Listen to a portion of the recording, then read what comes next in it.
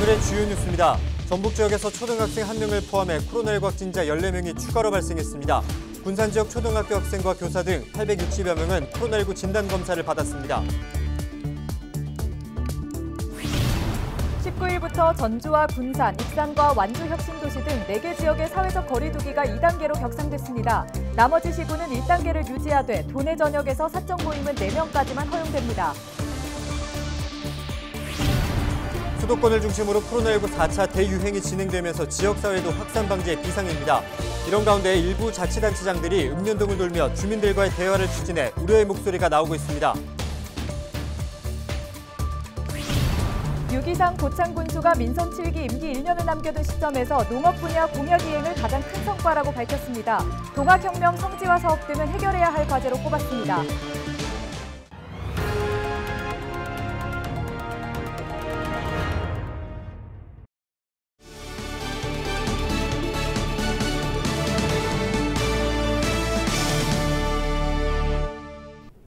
여러분 안녕하십니까? 헬로티비 전북뉴스입니다.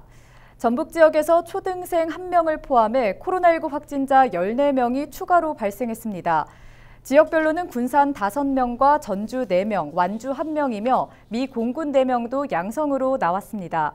이들 가운데 최소 11명은 기존 확진자와 접촉한 것으로 파악됐습니다.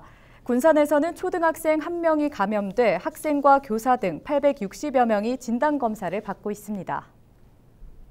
전북도는 19일부터 8월 1일까지 전주와 군산, 익산과 완주 혁신도시 등 4개 지역의 사회적 거리 두기를 2단계로 격상합니다. 전북도는 위기 상황에 대응하고자 선제적으로 단계 격상을 건의했고 해당 시군이 이를 수용했다고 설명했습니다. 나머지 시군은 1단계를 유지하되 도내 전역에서 사적 모임은 4명까지만 허용됩니다. 2단계 지역에서는 100명 이상 행사가 금지되고 유흥시설과 노래 연습장은 0시 이후 영업이 제한됩니다. 식당과 카페는 0시부터 새벽 5시까지 포장과 배달만 할 수 있습니다. 종교시설은 모임과 행사, 식사와 숙박이 금지됩니다. 네, 수도권을 중심으로 코로나19 4차 대유행이 진행되면서 지역사회도 확산 방지에 비상입니다.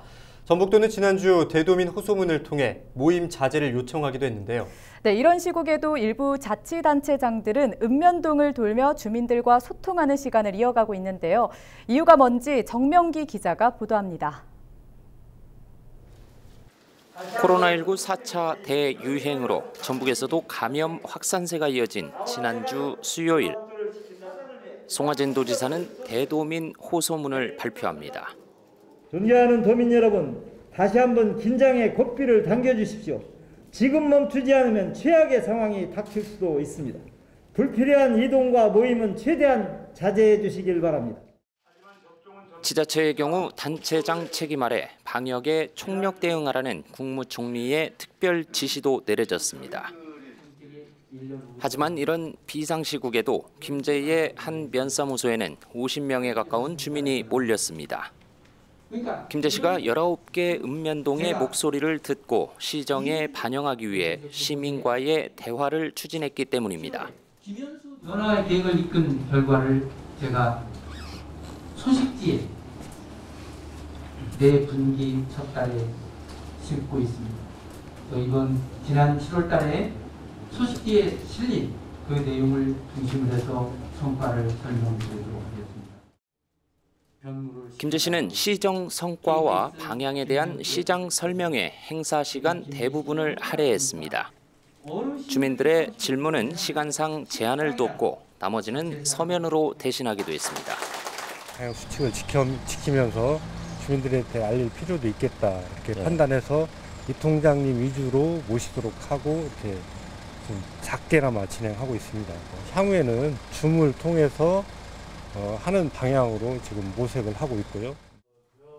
사실상 행정의 최일선에서 주민과 가장 가까운 곳에 있는 이 통장을 만난 자치단체장은 또 있습니다. 단지 격려 차원에서 읍면동 회의를 순방한다고 하는데 이례적인 일입니다. 조금 일상이 회복되는 것에 너나 나나 모두가 감사하게 생각하면서 일상을 좀 잘 지내셨으면 좋겠습니다. 그런 의미로 왔어요. 그런 의미로 왔는데 너무 이제 예의를 갖춰버리는 자리가 돼서 저도 것은 조금 다만 그렇긴 합니다만.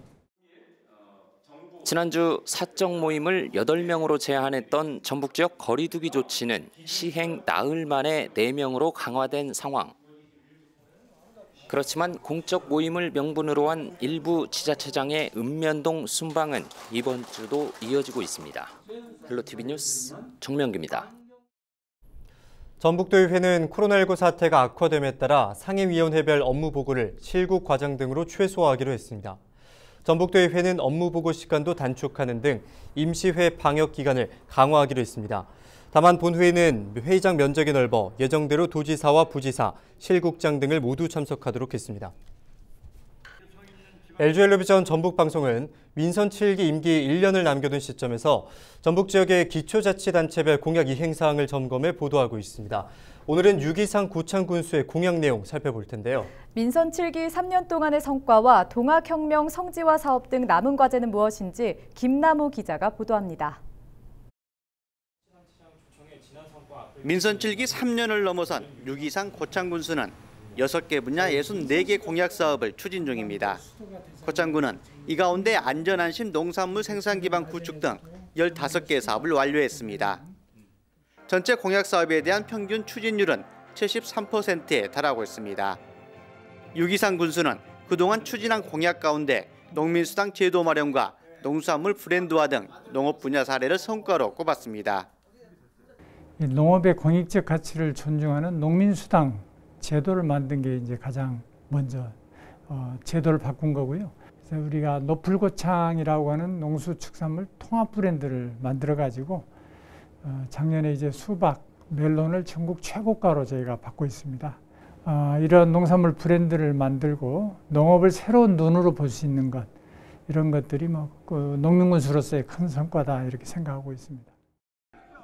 민선 7기 이후까지 계속되는 공약 사업은 고창 레포츠 산업 활성화와 동학 농민혁명 성지화 사업 등 7건입니다. 유 군수는 또 고창과 부안을 연결하는 노을대교 건립과 함께 노을대교 건립 이후 서해안 철도 건립 추진을 앞으로 과제로 제시했습니다. 문화도시로 가는 것들, 이런 것들은 이제 누가 군수가 되든 국민들과 함께 울력해서 가야 될 그런 분야라고 생각하고요. 노을대교가 이제 가시화되고 있습니다. 그 다음 단계로 이제 서해안 철도를 놔서 KTX를 타고 서울, 부산도 가고 인천도 가고 할 수 있는 이런 장기적인 SOC 확보도 좀 필요하고. 악취와 필수로 논란이 되고 있는 고창 일반 산업단지 내 도축 육가공업체 입주 문제 등 민원 발생 사업 추진에 대한 부작용은 해결해야 할 과제입니다. 고창 부안 노을대교 건립 사업과 농업 분야 공약 성과가 고창의 성장 동력으로 자리매김할 수 있을지 관심이 모아지고 있습니다. 헬로티비 뉴스 김나우입니다.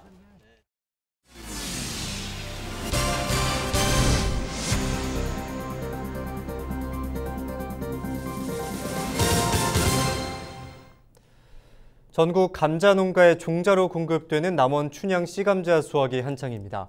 최근 수확이 진행되고 있는 남원 춘향 씨감자는 150톤에 달하고 있습니다. 이 감자는 오는 9월부터 전국 감자 농가에 종자로 보급됩니다. 춘향 씨감자는 병해충에 강하고 맛과 저장성이 좋아 전국 감자 농가들이 예약해 구매할 정도로 인기를 모으고 있습니다. 저희들은 그 방사 재배로 인해서 병충해나 이런 것을 막고 또 강원도보다도 일찍 심어서 일찍 출하해서 가을에 좋은 종자를 남원시에 공급하고 있습니다. 순창군이 경찰서와 협력해 안전한 야간 귀갓길 조성에 나섰습니다. 순창군은 순창터미널에서 장유로 사이와 순창터미널과 중앙로 등 이 세 구역을 안심 귀갓길로 지정했습니다. 이곳에는 CCTV와 길거리 빔 프로젝터 등 안전시설물도 설치됩니다. 경찰은 2시간 간격으로 순찰을 강화하는 등 여성 밤길 안전지킴이 활동을 진행합니다. 이번 사업은 여성과 아동들이 24시간 안전하게 통행할 수 있도록 하는 사업이며 앞으로도 여성 친화도시가 될 수 있도록 점차 사업을 확대해 나가겠습니다.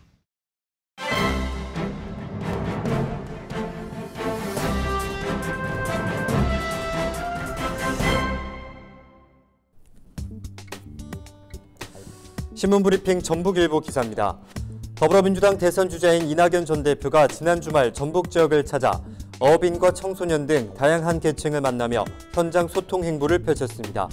이번 전북 방문은 이 전 대표가 현장에서 국민들의 생생한 목소리를 직접 듣고 답을 찾기 위해 추진됐습니다.